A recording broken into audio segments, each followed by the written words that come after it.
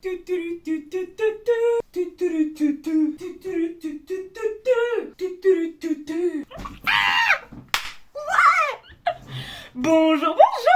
j'espère que vous allez bien.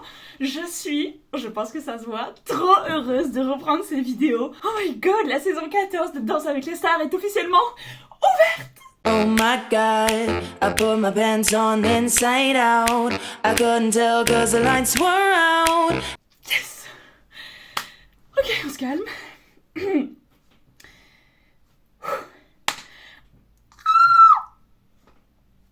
Oh my god.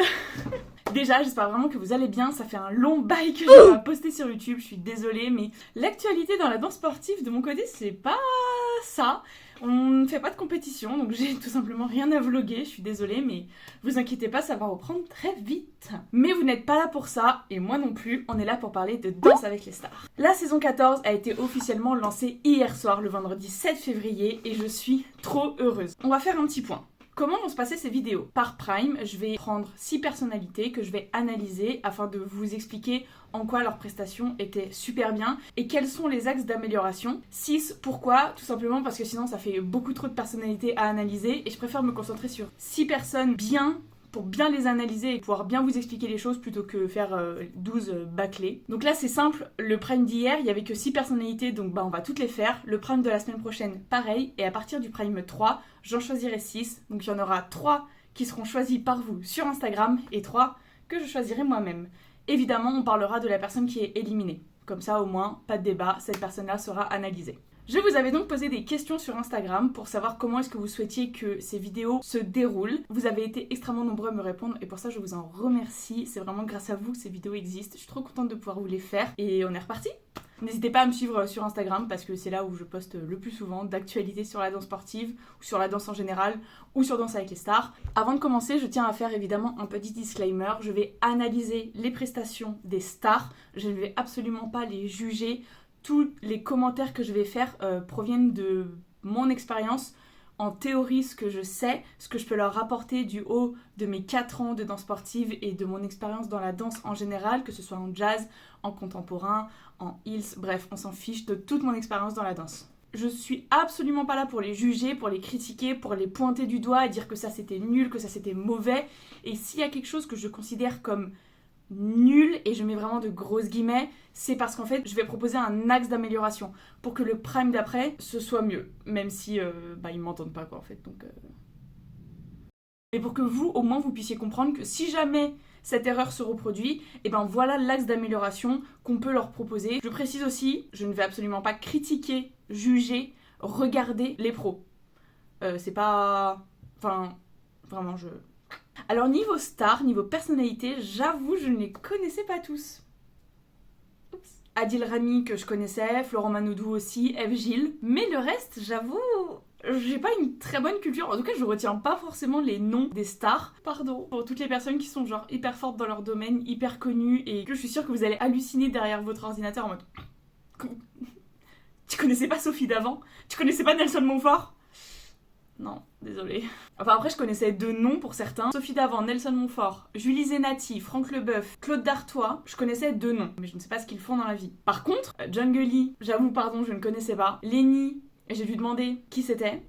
Mayanne, j'ai mis longtemps à réaliser, mais en fait j'avais vu le film dans lequel elle a joué, un petit truc en plus, et je l'ai trouvée incroyable comme actrice, donc je suis vraiment trop contente de pouvoir la voir là. Et Charlotte de Turckheim, je connaissais pas non plus. Pourtant ils sont hyper forts dans leur domaine et ça j'en ai aucun doute. Mais du coup ça me fait trop plaisir de pouvoir les découvrir à travers les danses. Et franchement, j'ai eu de bonnes surprises hein. Je parle pas de la danse, je parle vraiment de la personnalité des stars. J'étais contente hein. Oh là là là là, cette saison s'annonce prometteuse.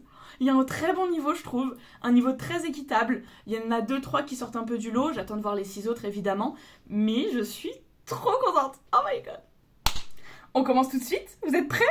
Moi j'attends que ça. Les premiers à avoir ouvert le bal sont Florent Manoudou et Elsa Bois. Ils nous ont dansé une magnifique salsa sur Time of My Life. Oh my god, le porté était trop bien réussi. Franchement, Florent et Bibi. Alors j'ai trouvé que Florent était pas très à l'aise ni très précis dans ses pieds, dans ses bras, en fait dans son corps en général. Et malheureusement il avait les pieds un peu en dedans. En danse latine on est censé les avoir ouverts à on va dire 10h10, mais lui il les avait à l'intérieur et un petit peu sur la tranche interne, ce qui déséquilibre en fait totalement le corps. Ça empêche d'avoir un ancrage au sol, ça empêche d'avoir de vrais appuis et de pouvoir peut-être mieux propulser ou se tenir plus droit. Par contre, il était bien en rythme et c'est très bien pour une salsa parce que c'est une danse qui est très rapide et il s'amusait, ça se voyait. Il avait vraiment envie d'être là, il avait le sourire, il donnait de l'énergie, ça c'était très cool. Je pense qu'en fait l'axe d'amélioration principal c'est vraiment la vivacité dans les pieds, dans le bas de jambe. Ça va l'aider dans toutes les danses latines parce qu'elles sont toutes rapides. Même la rumba qui est une danse lente, en réalité c'est quand même super rapide. Plus on pose les pieds vite, plus après on a le temps pour le reste du corps de le développer. Donc c'est pas un conseil juste pour la salsa, c'est vraiment un conseil pour toutes les danses.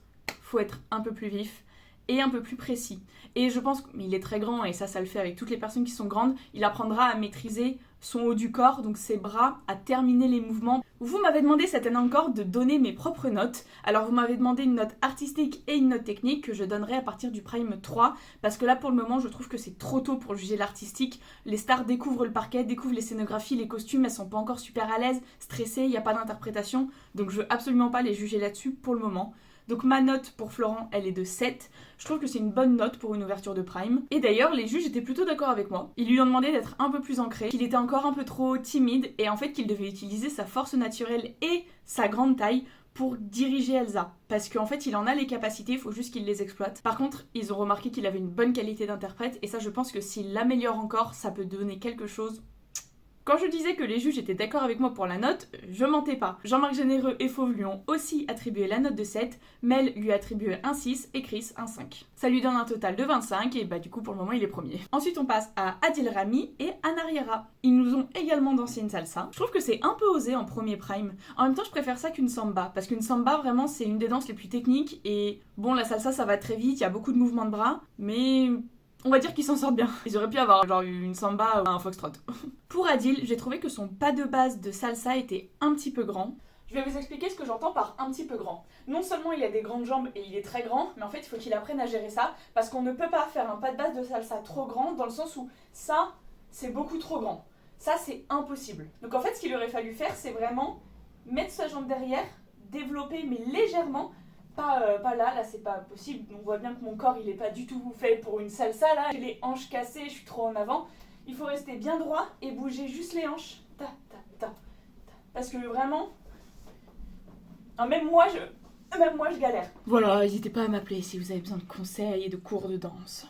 À part ça, j'ai trouvé que c'était plutôt pas mal. En plus, il gère super bien la grosse présence scénique d'Anna. Je le disais déjà l'année dernière avec Roman Dodwick. Anna, elle a une présence scénique hyper forte, hyper intéressante. Moi, franchement, je l'adore. Mais du coup, je ne regardais qu'elle. J'ai dû me forcer à détacher mes yeux d'elle pour regarder Adil et pour l'analyser. Mais je trouve qu'il s'en est plutôt bien sorti. Contrairement à Roman où j'avais peur qu'elle le bouffe, entre guillemets, même si ce n'est pas négatif, qu'il n'arrive pas à s'imposer. Au final, il l'a très très bien fait. Là, j'en ai pas peur. Je sais qu'il va y arriver. En fait, il se défendait bien. Je pense que, comme Florent, vu qu'il est très grand, il doit vraiment apprendre à maîtriser ses membres, que ce soit les jambes ou les bras, le haut du corps, les doigts, les mains, enfin tout, vraiment tout. En revanche, comme pour Florent, il s'amuse, il est en rythme. Il avait pas l'air très stressé, c'était très agréable à voir. En fait, showman, il était heureux d'être là et c'est super agréable pour un Prime 1.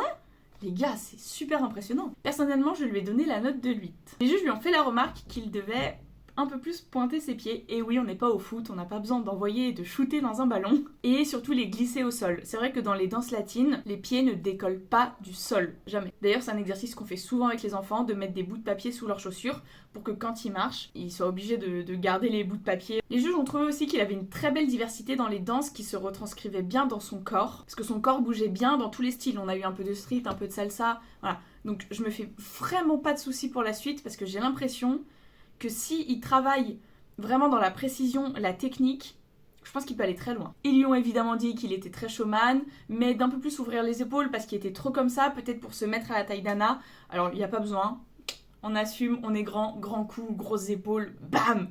On en impose, on envoie. Tout ça, ça lui a valu les notes de 6 de la part de Chris et Jean-Marc Généreux et 7 de la part de Fauve et Mel, ce qui fait un total de 26. Et Florent et Elsa, du coup, restent en chaise rouge. Ensuite, on a eu droit à la prestation de Lenny et Jordan Mouirac sur un magnifique contemporain. Alors, si je peux me permettre, le contemporain est une danse facile pour commencer, surtout pour Lenny qui a déjà de l'expérience dans la danse grâce à la Starac et qui, même en règle générale, bouge très bien. En fait, c'est une danse qui n'est pas dépaysante, c'est des mouvements qu'on peut retrouver un peu, pas dans la vie de tous les jours, mais je veux dire, c'est pas de la danse latine, c'est pas de la danse standard, qui sont des danses très techniques, avec un code, avec un langage.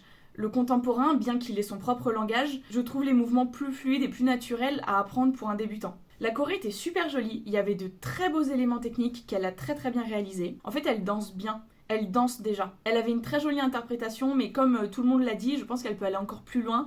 Oui, elle m'a fait ressentir des émotions, elle peut y aller encore plus. Et je sais qu'elle s'est donnée, oui, elle avait les larmes aux yeux, oui, elle était très touchée et très émue. Elle nous a partagé une très belle histoire à propos de son père, enfin belle.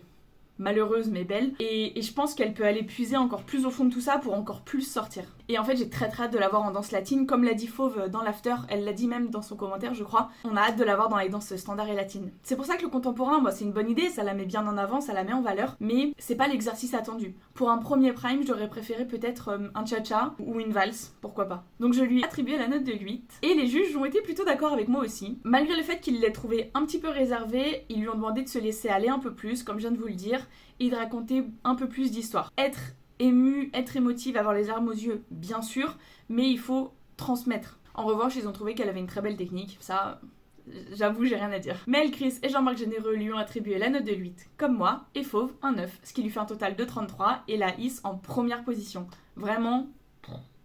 Ensuite, on passe à Charlotte de Turckheim. Avec son partenaire Yann Alrik Morteuil, ils nous ont dansé un fabuleux cha-cha que j'ai beaucoup aimé. Et c'est là où je vous disais en introduction que j'avais beaucoup aimé découvrir certaines personnalités que je ne connaissais pas.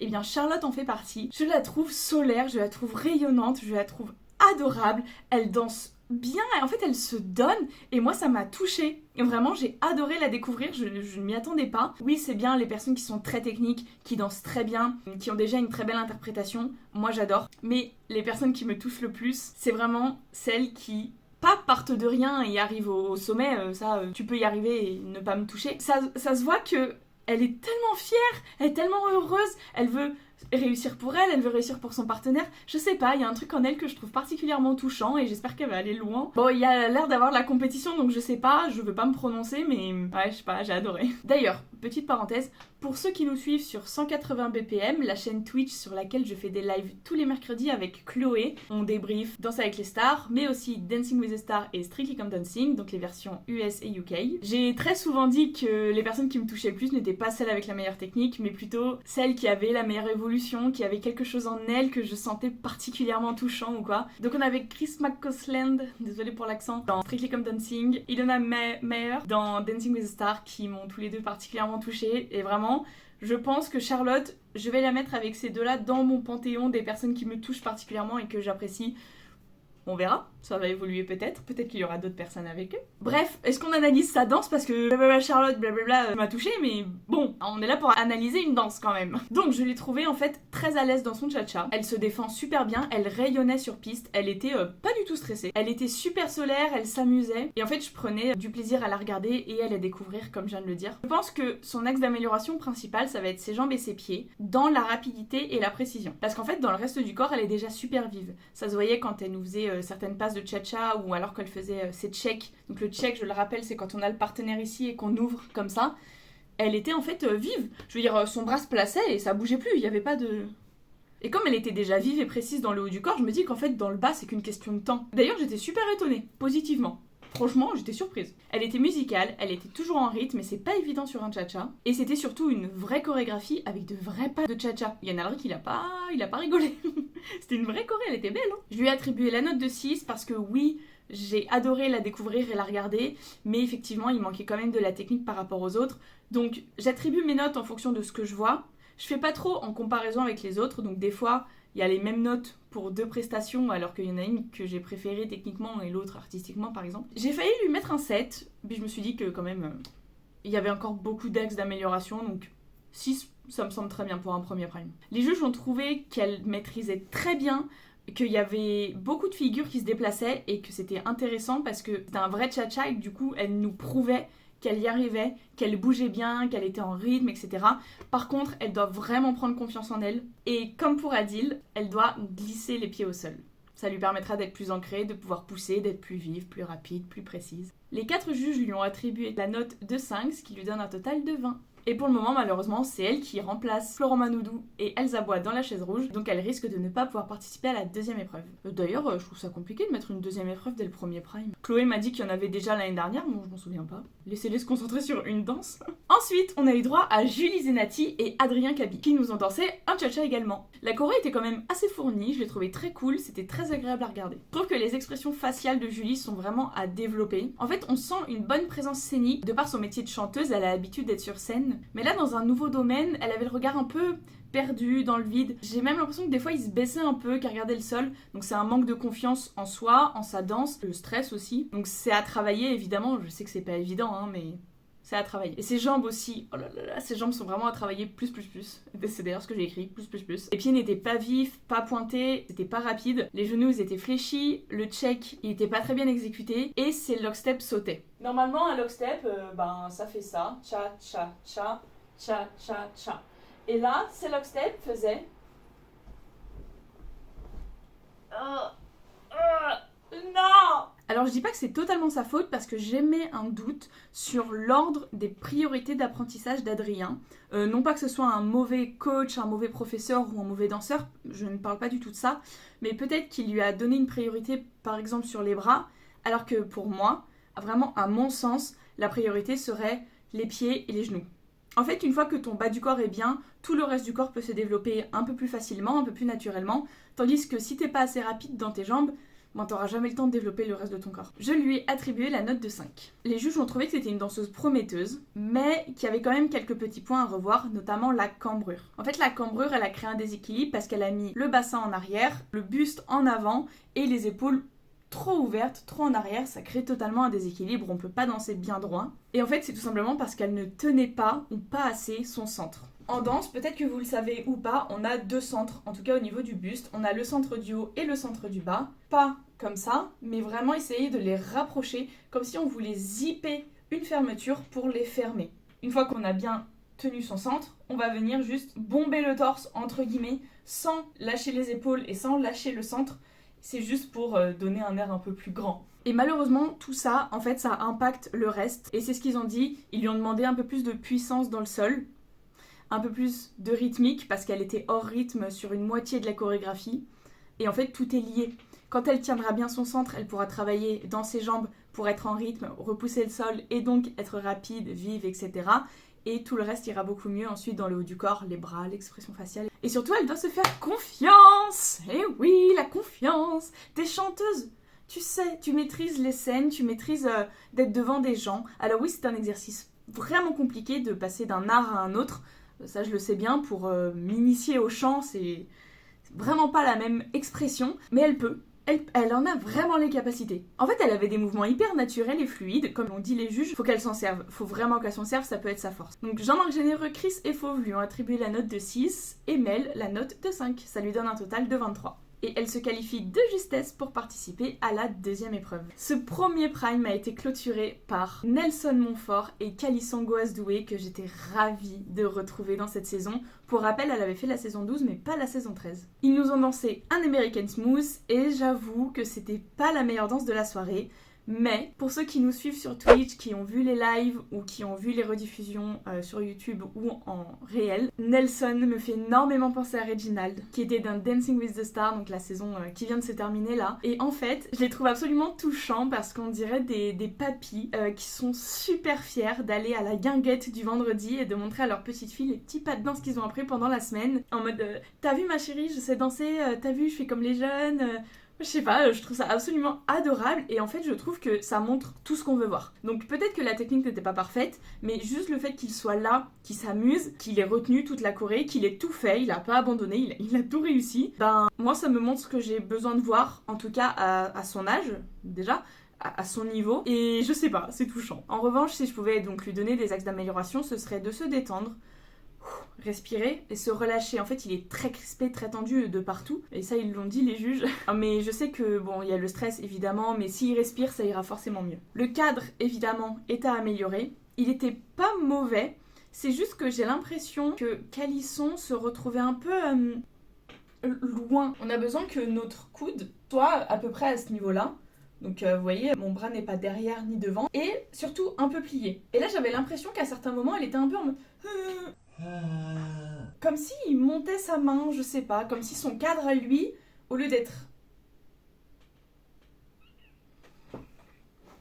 comme ça, était là. Je sais pas. Et à améliorer par le futur aussi la prise d'espace sur la piste. Alors c'était la première, en plus c'était un American Smooth, c'est pas évident parce que ça mélange les latines et les standards. Quand il aura peut-être une valse ou une valse génoise, encore plus facile, il pourra prendre un peu plus l'espace. Et je lui ai attribué la note de 3. Mais il était touchant.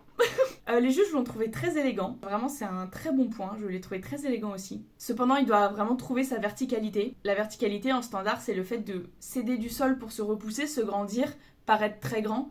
Et parce qu'on est bien vertical, on va pouvoir bien étendre les bras en vrai cadre. Et pourquoi trouver sa verticalité, autre que le cadre, c'est surtout pour que les pieds soient plus précis. Parce que si on cède du sol pour se repousser, on a la proprioception, on sait exactement quelle force on met dans le sol, où sont nos pieds, dans quelle position, et ça permet forcément d'être plus précis. Ils ont quand même souligné que sa position fermée était un petit peu cata et qu'il se mettait un peu trop sur Kali, donc grâce à sa verticalité, encore une fois, ça lui apprendra à prendre un peu plus d'espace et à laisser Kali faire ses mouvements finalement. Et ils lui ont demandé également d'exprimer un peu plus, d'incarner un peu plus le personnage pour transmettre un peu plus d'émotion. Fauve, Jean-Marc et Mel lui ont attribué la note de 4 et Chris la note de 3. Ça lui donne un total de 15 et d'office, il ne participera pas à la deuxième épreuve.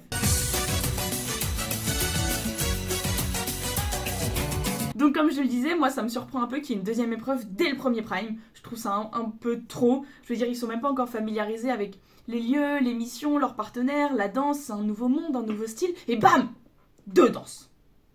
C'est pas grave, moi ça je vais pas me plaindre, ça me fait les voir encore plus. Quoique, cette samba imposée était pas évidente. Parce qu'ils étaient 5 et les mouvements de caméra m'empêchaient de vraiment voir, je voulais me focus sur quelqu'un, on passait à quelqu'un d'autre, le temps que je dise « Ah non, c'est pas elle, c'est lui que je dois regarder, ah punaise, c'est pas lui, c'est elle ». Je pense que c'est plus simple en vrai. Parce que derrière la caméra, ça doit... Donc, même si j'ai pas vu grand chose avec les mouvements de caméra, j'ai quand même remarqué 2 petites choses. Que Charlotte était un tout petit peu en retard. D'ailleurs, Yann Alric l'a très bien rattrapé parce qu'à un moment, il devait partir en roll. Donc c'est ce mouvement-là. Et il a zappé toute cette partie-là pour pouvoir partir directement dans le roll et rattraper sur la musique le retard. Et j'ai trouvé Lenny très à l'aise, mais chose que je n'ai pas vue dans le contemporain, ça partait un petit peu dans tous les sens. Elle avait énormément d'énergie et ça bombardait. D'ailleurs, il faut savoir que j'ai vu cette samba avant de voir son contemporain parce que j'étais à la danse et je suis rentrée pile au moment du passage de Charlotte. Donc en fait, j'ai commencé ma soirée avec Charlotte, Julie, Nelson, la samba et ensuite je suis retournée voir les premières danses. Donc je confirme, même après avoir vu son contemporain et sa samba partait un petit peu dans tous les sens. Au niveau des points, Adil est arrivé 3ème, il a eu 3 points, Florent a eu 4 points et Lenny en a eu 5. Même si elle partait un peu dans tous les sens, c'était clairement la meilleure, celle qui était le plus à l'aise et celle qui respectait le mieux la technique de la samba. Qui est une danse latine pas évidente. Je pense que c'est la danse la plus technique à apprendre. Elle est super difficile, surtout pour un premier prime. Voilà, c'est terminé déjà. J'espère que cette vidéo vous aura plu, j'espère que vous serez là la semaine prochaine pour la suite parce que je compte bien faire ça toutes les semaines. Merci beaucoup d'avoir regardé cette vidéo, je suis vraiment ravie de vous retrouver pour cette 14e saison de Danse avec les stars. N'hésitez pas à m'écrire en commentaire si vous avez déjà un petit préféré, si vous attendez de voir le reste, qui vous avez envie de soutenir, bref, le débat, je veux du débat dans les commentaires. Moi je vous fais un gros bisou et je vous dis à la semaine prochaine. Bye.